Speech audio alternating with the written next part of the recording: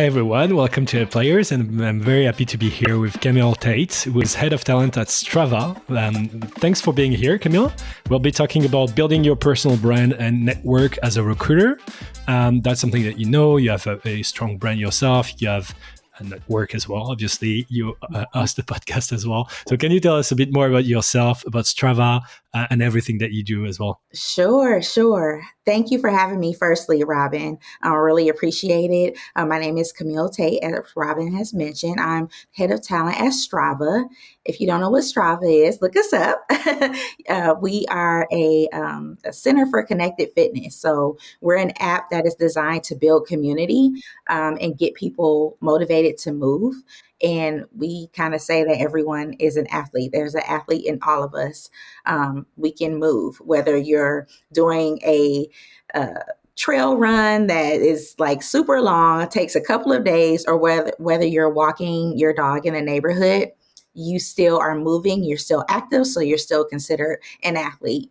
And so Strava was built in 2009 to bring people together, kind of that virtual locker room, to kind of push people to stay motivated, to move, stay healthy, and all of those things. So proud to work at Strava. I've been here for a little bit over 2 years.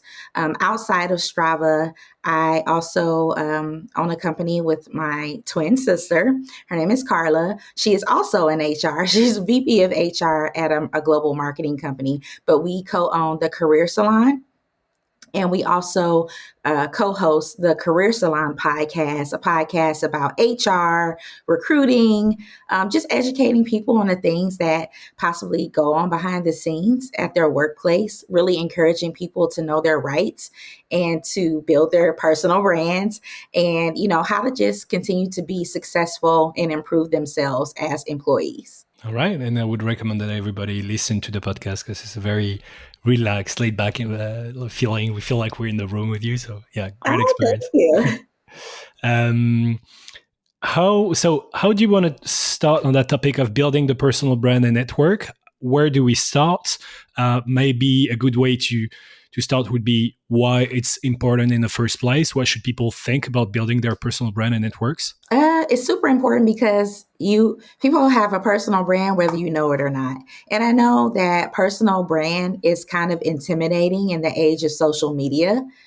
Because when people think about personal branding, they automatically associate it to being an influencer on social media, whether it's Instagram, Facebook, Twitter, TikTok, or even LinkedIn. We have influencers now. I think people automatically tie it to that, but that's not actually what personal branding is. Personal branding is really a makeup of your work, your reputation, all of these things. So what I usually tell people is, personal branding is important because you don't want someone to choose your personal brand for you based on the perception or what they see you doing or not doing. You want to take control of the narrative and take the wheel by managing and developing your own personal brand and nurturing it as well. So I think that's why that's how I define personal branding. And it's super important because, like I said, if you don't define it and take control of that narrative, then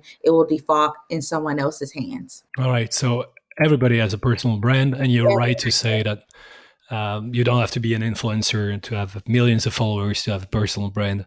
You probably have a micro personal brand with people that you already know. Right. All right, so you better own it and make sure that it's the right brand instead of just letting it define you. All right. So how do we start when we have that micro personal brand? We want to maybe work on it, improve it. How do we start? What's a good way to start? And what are, say, micro decisions that we can implement today? I think there's two sides of a personal brand. There's an internal personal brand. Like if you're working for a company, I know everybody these days thinks everyone's an entrepreneur. Not true. There's still a lot of people in the workforce. There's still a lot of people that work directly for employers. So I think internal branding, personal branding is one thing, and external personal branding is another thing. So internal personal branding is really developing what you're known for internally in the workplace, right? So For example, Robin, you're at a workplace and someone is like, wow, Robin is always on it, pays attention to details. If you give him something, he's going to take it and run with it. You can always depend on Robin. Like, he's a good communicator, so on and so forth. Whether you know it or not, that's your personal brand, Robin. On the flip side, if it was, man, Robin really dropped the ball on a couple of projects, not really, somebody you can depend on, maybe don't go to Robin, maybe go to someone else. That's the flip side of the personal brand. So really being conscious of that, as far as how you do your work. And that's what people don't think about when it comes to personal branding. And what you really have to put into practice is whatever your skill set is, do it well. Right? Do it well, not for anybody else, but for you. Go above and beyond and do your work really well and communicate effectively, all of those things, so that even if you're not the type of person that wants to be an influencer internally or externally, people still know you by your work and the results, the outcomes that you provide as an individual employee. And I know that's hard for some people because a lot of people are introverts versus extroverts, right? And they're like, I'm not an extrovert, so I'm not going to be going out to network with people at work. And that's just not my personality. But you can still show up and build your personal brand by the work that you do and being dependable and having good communication skills and working on your craft. That is still building your personal brand. You don't have to go out for drinks or go out on a golf course if that's not your deal. You can still build your personal brand. So I don't want people to think that you can't do this work without being an extrovert. So that's super important as well. What's your advice to people who do the work, who are good professionals, but they don't know how to communicate that internally? And that happens a lot. It's a bit unfair sometimes that people that communicate better will make more progress in their careers, even though they're not as good professionals as the others, but just because they're communicating better. That's a bit unfair. So how do we make sure that people who are actually showing up, doing the work, are reliable? How can they communicate better to enforce their personal brand, their internal personal brand, and make sure they're at least recognized for the hard work and the good work that they deliver?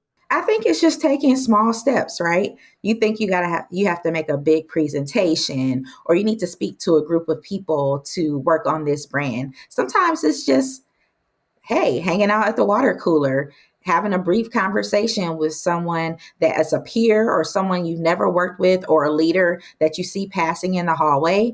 That could be building your way up to being like that bigger personality in terms of your work. So those are just some small, simple things you can do. Also, communicating. If you're not a good verbal communicator, can you follow up and provide detailed notes in the meeting? Or can you, is your thing, you do great PowerPoint decks or Google Slides?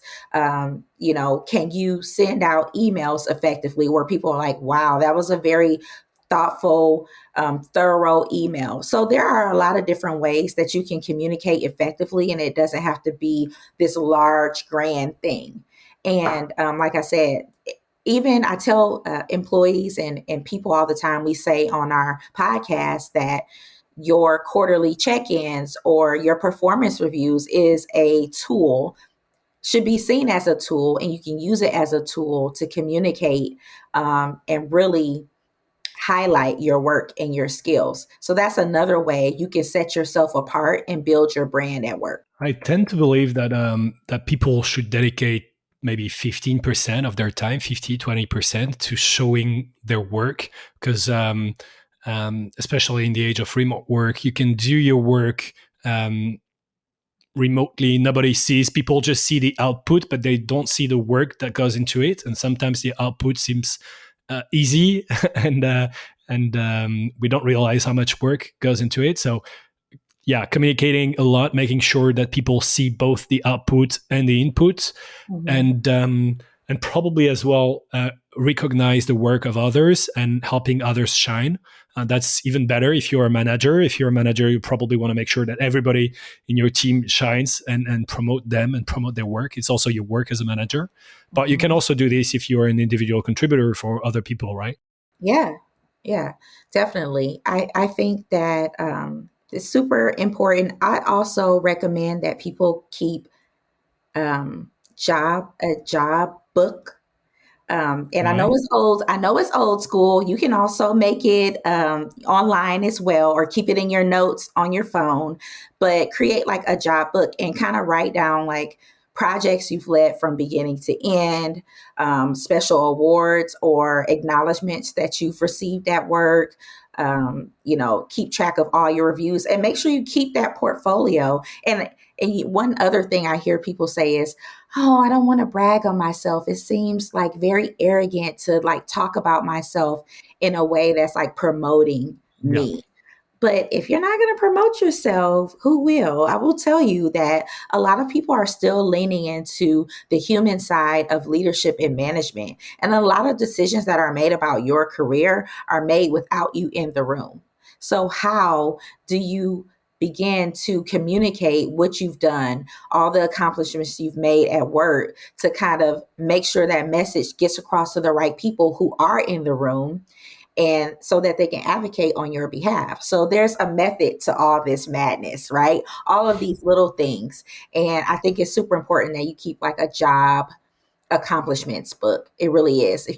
If someone sends you an email or someone sends you a Slack or a Teams message like, great job, Robin, on that project. It was really amazing. All the work you put into it. Kudos, all of those things. Listen, I'm screenshotting, pasting it on a document, and adding it to my book of accomplishments in my role. And then once you're documenting all of these things in your booklet, or whether it be electronic or written down, you're able to come to your performance review, or you're able to come to a conversation with your manager or your manager's manager or whoever to say, wow, these are some of the things I've done. Put it in your performance review or your check-ins, and it's right there in plain words, so people that can see what your brand represents. Yeah, that's a great advice. Makes a lot of sense. That's a good advice. Mhm. There's another thing as well. Another bias is performance reviews. Oftentimes comes every 6 months or even every year, and Yeah, they tend to be heavily biased by what happened in the maybe like 15 to 30 days before that yeah. discussion. Uh-huh. So anything that happens before, you'll have to document and make sure that it's staying somewhere. Otherwise, people will just like sometimes forget about it. Right, right. I mean, I encourage, if you talk to my sister, her being on the HR side of things, that's the crux of HR, right? Document Mm, everything. And I don't think employees think about it, right? They're like, when you get to your review or having a conversation with someone, it's like, oh, what did I do? I don't remember what I did, 2 weeks ago. I don't remember what I did towards the beginning of the year. And now it's 6 months or 12 months later. You have it right there, right? And it document everything. And I'm not saying that because you think something is going to go wrong, but I just don't think employees know enough about documentation. They're thinking about their work and they're probably super busy, but it's so important to keep on record what you've done in your career. I mean, you might be on a podcast, or you might speak on a panel or give a keynote. You might have to reflect back on the things that you've done. So documentation is super important to building your brand. It can only add value. yeah, and time flies, and you often forget what you did like 3 months ago. I don't know what I did 3 months ago. Right. I don't know what I did 2 weeks ago, Robin. So Yeah. I have to keep track. So okay, job. How do you call it? Job journal, job book. Yeah, job journal. You can Okay, job journal, job book. Yeah. and it doesn't have to be structured. Just like No. write It's notes. just it could be a huge brain dump, right? It doesn't have to have any structure. You could do like a title and then put some bullets and then go on to the next thing. But yeah, just something informal. All right, so that's mostly for internal. Yes, that's your Um, internal. any other advice on building your brand internally? No, those are like the key steps I mean, you always want to think about your personal brand as what separates me from the next person doing what I'm doing. And that's what I try to tell candidates as well, who are job seeking. So externally, but it's also the same internally. What everybody, I don't think that people think they're unique. And we all are, because we're all different human beings, right? We all do, there's no one person, two people that do things the same at work. So, what is it about yourself? What is it about the skills that you have that make you unique? And so, I will always keep that in the forefront when building your personal brand, whether it be internally or externally. Think about that. I would tell people to write it out. Write it out. What makes Robin? What makes Camille unique? Why am I different? Why am I special? We all are, but you need to really verbalize or communicate what that is so that you're able to incorporate it into how you talk about yourself, that elevator pitch, right? And all of those different things. How do how do you separate yourself? That's even like marketing and brand building, It right? Like is. Nike's just do it. So Coca-Cola Right, is another right. thing. So yeah. I Okay. mean, So back in the day, I tell people all the time, because I've been recruiting for, in June it'll be 18 years that I've been doing this. Recruiting is so different than when it was when I first started recruiting. I mean, I was coming out of the age where we were recruiting out of white pages, going into recruiting on heavily recruiting on the internet, and it's so different now. It's really about, well, to me, it's really more human connection and the whole marketing and branding piece. And I say that with a caveat. So, in a way, I think that's great because it gives people a unique opportunity to present themselves to others. But on the other hand, I feel like some people kind of they've kind of manipulated the words personal branding, and it's something that is so just ridiculous and empty, that you kind of have to choose your lane, right? Some people are very genuine, authentic, building their personal brand and putting it out there. And some people, it's empty. It's really, like we talked about, Robin, it's really, are you an influencer, or are you trying to influence or make an impact on a group of people, or make a change or a difference in some way? There's different, being an influencer or building a personal brand externally is multifaceted, and there's some sides of it that I just don't agree with at all, because I'm not the type of person. I have a personal brand and I feel like it's very positive from what I've heard, but I'm not the type of person that I'm just going to be out there to be called an influencer. I'm kind of the opposite, where I really want to only put out stuff that is helpful or makes an impact to others. And that should be your goal when extending your personal brand externally, is really, and is what I'm doing having an impact on others? Or is it just self-serving? Or do I just do this for clicks, likes, loves, just to try to garner some type of recognition for myself? And honestly, that's not why I build a personal brand. It's really to help others. And hopefully, something that I say or something that I do will impact someone else in a positive way. That's been my whole career journey, building relationships with people. Is, can I help you? That's why I'm still a recruiter. Some people are like, why are you a recruiter 18 years later? I like helping people. I really do. Of course, you get burnt out a little bit and you have to get that second win. But really, the ultimate goal is, are you having an impact on people's lives? It's so amazing for me to see the people that I've worked with in previous companies and roles, and to see them like the head of, or the VP of, or a C-suite leader. And I'm like, oh my gosh, I feel like I help them even in my smallest tiny way. And that's always going to be the energy that I give when I'm building or nurturing my personal brand. Can I make an impact on others? it's a good motivation, and that's a pattern that we hear a lot.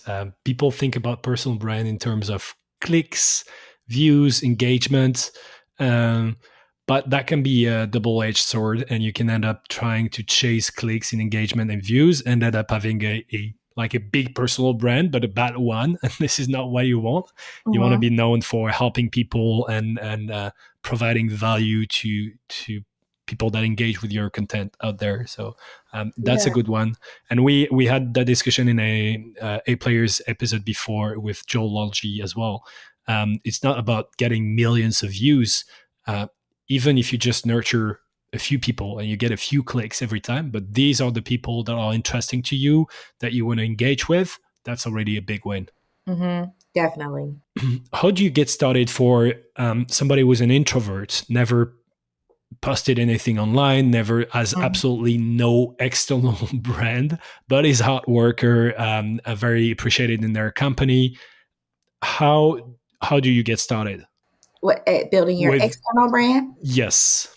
If we're talking about professionally, of course, LinkedIn, everybody's on LinkedIn, right? So I'll just use LinkedIn as an example. You start by building a profile.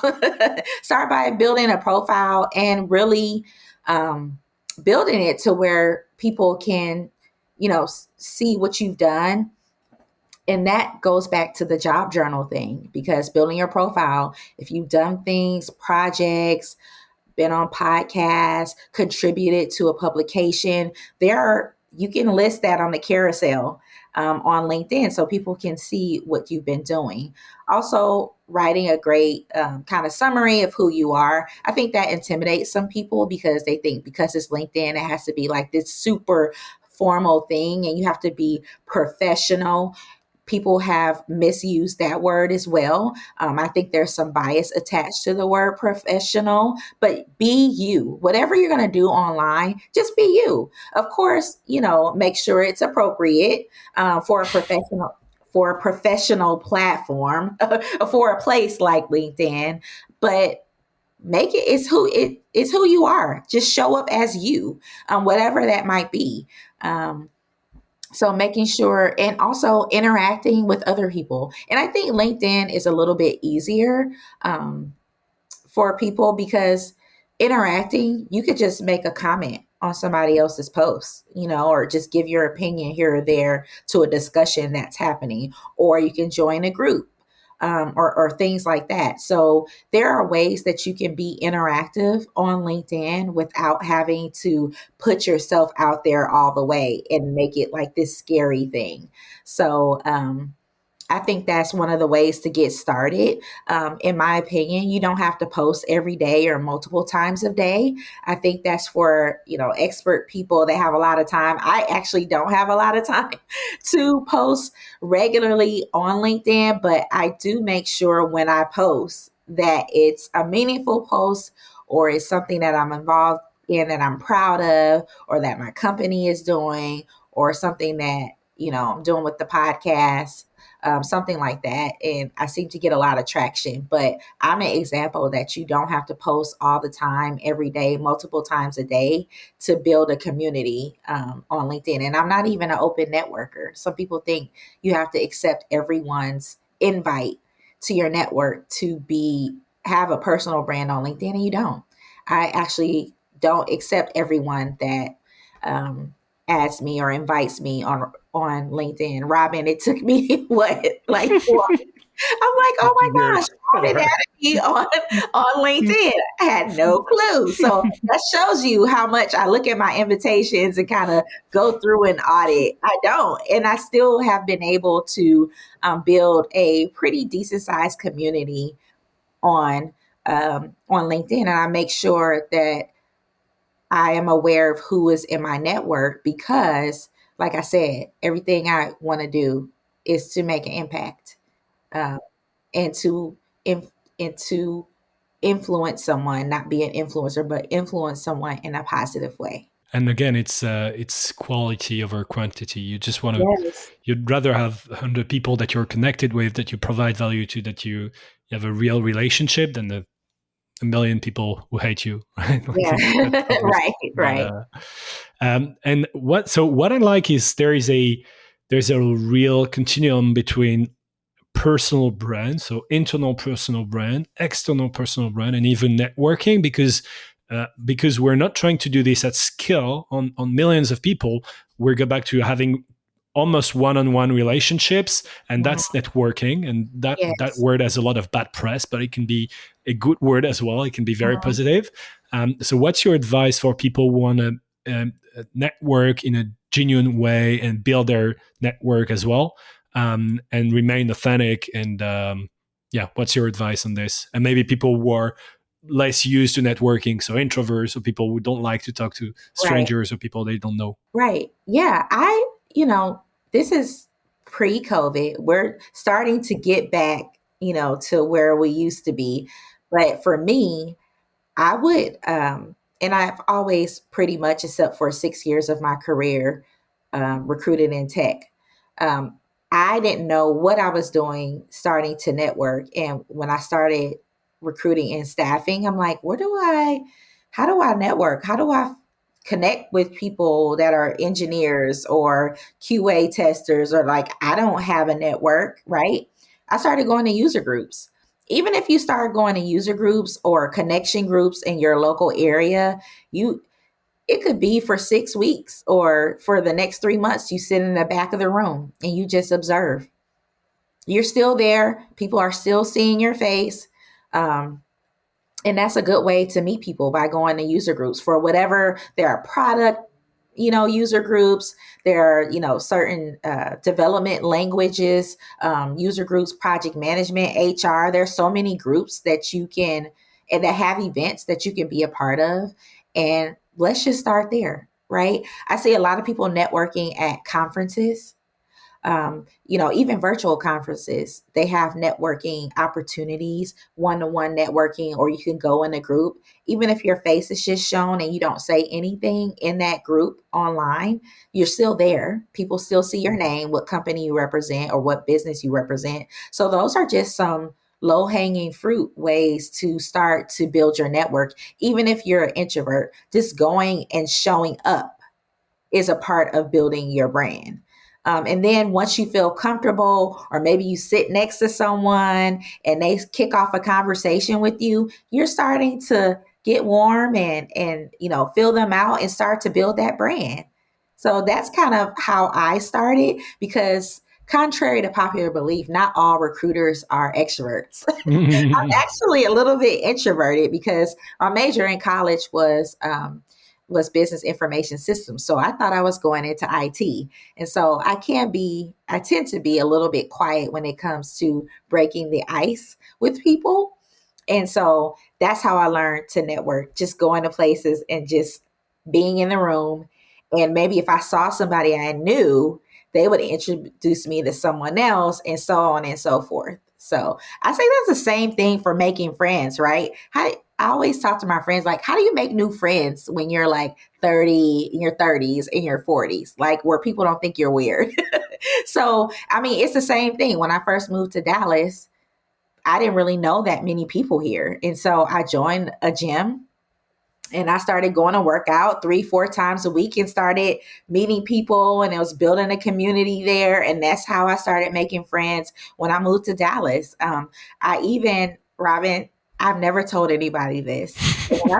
When I first moved to Dallas, like I said, I was trying to meet new people, make new friends, and I was a freelance makeup artist. I didn't need a part-time job, but I had a part-time job at Ulta Beauty, and I worked like 15 hours at Ulta Beauty to make friends. Nice. So I was just doing different things so that I could be out and interacting with humans. And, successfully, I've been in Dallas for 10 years now, almost 11. And I've built up a pretty good community here just by like putting myself out there, sometimes not even saying anything or initiating, but other people being nice and courteous to me and just, interacting with them. And that's how I built community. Yeah, and it takes time, and everybody's super stressed when they go to conference and they don't know anyone. So a Yes. good 90% of the population is as stressed as you,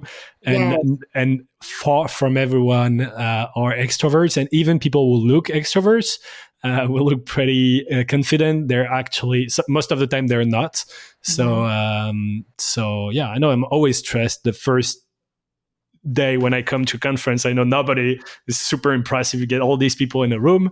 I just don't say anything and just stay here for and until after a day, you start meeting people very naturally. So that's the easiest way. And even if you don't, as you say, there's already small steps.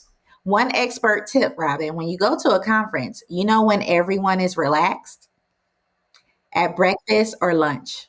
Yeah, that's everybody food. Everybody's tense, like during the breakouts or the keynote. You don't, like, you're sitting next to someone, you don't know if they're like really intently listening or, really want to concentrate on the information that's, that people are projecting. So I always tell people, when you're at breakfast in line or you're sitting at a table with a group you don't know about, mention something about the food. That always kicks off a conversation. So that's a quick expert tip on, if you're at a conference, you're the only one there from your company and you don't know anyone and you're trying to network and meet people, people's guards are always down when they are around food. Good one.